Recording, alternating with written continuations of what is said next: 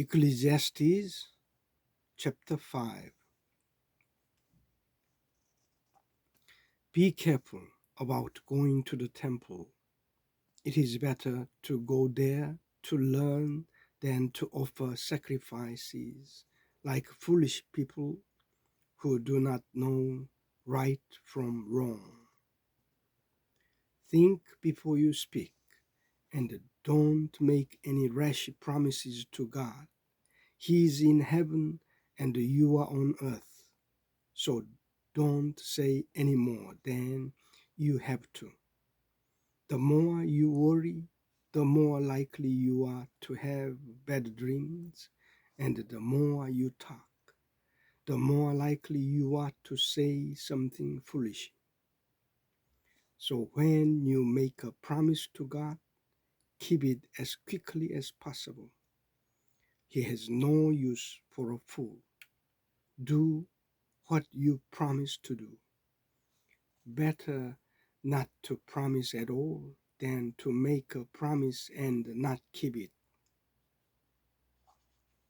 Don't let your own words lead you into sin so that you have to tell God's priest that you didn't mean it.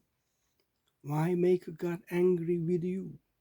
Why let you destroy what you have worked for?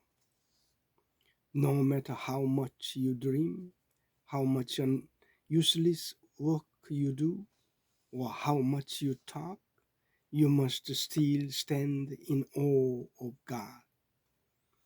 Don't be surprised when you see that the government oppresses the poor and denies them justice and their rights. Every official is protected by someone higher, and both are protected by still higher officials. Even a king depends on the harvest. If you love money, you will never be satisfied. If you long to be rich, you will never get all you want. It is useless. The richer you are, the more mouths you have to feed. All you gain is the knowledge that you are rich. Workers may or may not have enough to eat, but at least they can get a good night's sleep. The richer, however, have so much that they stay awake worrying. Here is a terrible thing that I have seen in this world. People save up their money for a time when they may need it and then lose it all in some bad deal and end up with nothing left to pass on to their children. We leave this world just as we entered it, with nothing. In spite of all our work, there is nothing we can take with us. It isn't right. We go just as we came. We labor trying to catch the wind, and what do we get? We get to live our lives in darkness and grief, worried, angry, and sick. Here is what I have found out. The best thing we can do is eat and drink and enjoy what we have worked for during the short life that God has given us. This is our fate. If God gives us wealth and property and let us enjoy them, we should be grateful and enjoy what we have worked for. It is a gift from God.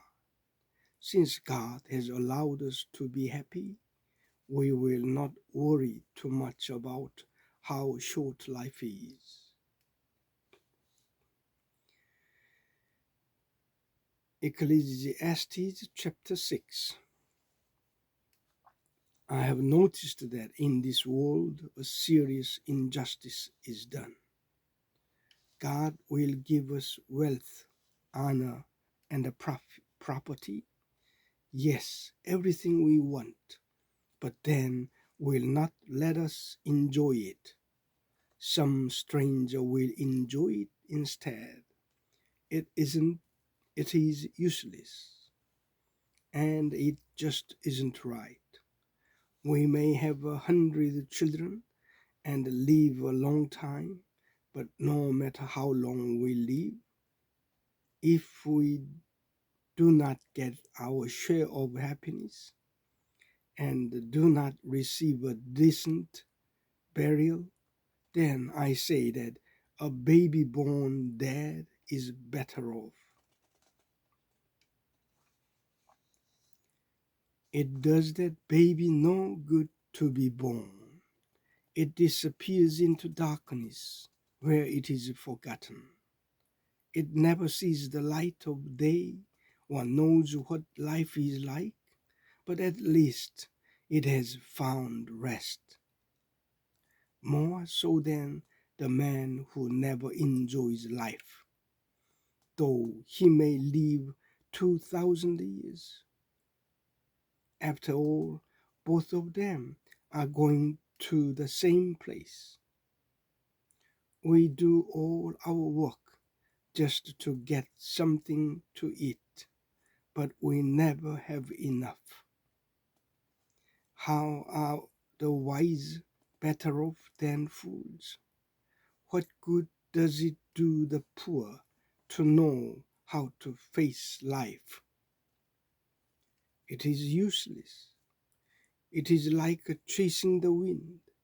It is better to be satisfied with what you have than to be always wanting something else. Everything that happens was already determined long ago. And we all know that you cannot argue with something who is stronger than you. The longer you argue, the more useless it is, and you are no better off. How can anyone know what is best for us in this short, useless life of ours? A life that passes like a shadow. How can we know what will happen in the world after we die?